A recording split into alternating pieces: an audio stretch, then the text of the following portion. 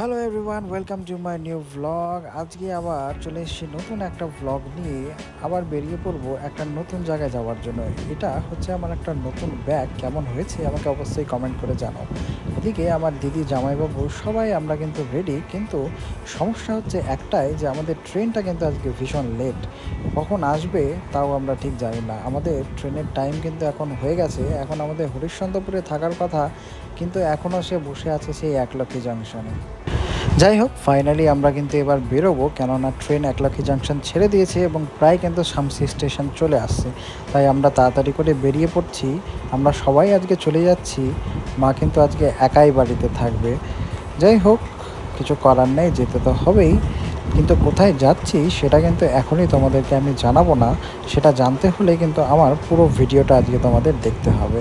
Finally আমরা কিন্তু টোটোতে উঠে গেছি। মাকে টাটা করে আমরা চললাম স্টেশনের উদ্দেশ্যে। ট্রেনে উঠে একটু ছোটোখাটো করে ভিডিও করে নিলাম।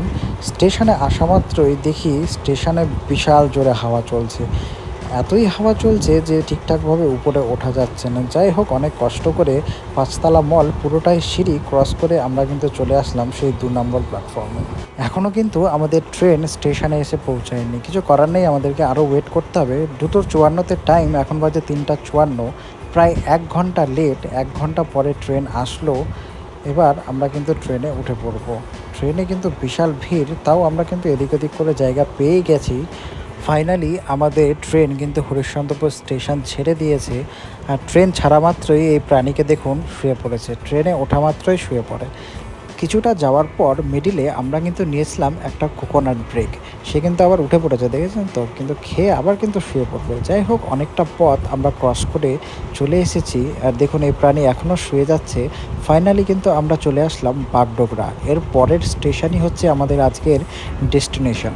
ফাইনালি আমরা চলে আসলাম শিলিগুড়ি স্টেশনে। এটাই হচ্ছে আজকে আমাদের ডেস্টিনেশন। কোথায় যাব তার জন্য কিন্তু দেখতে থাকো।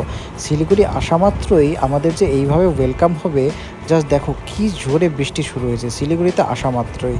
যাই হোক, ফাইনালি একটা টোটো করে আমরা কিন্তু চলে আসলাম আজকে আমাদের দাদার বাড়িতে। এই হচ্ছে আমাদের দাদার বাড়ি। আর এখানে হবে কালকের লোকনাথ বাবার পুজো। আমরা কিন্তু সকলেই ভিজে গেছি।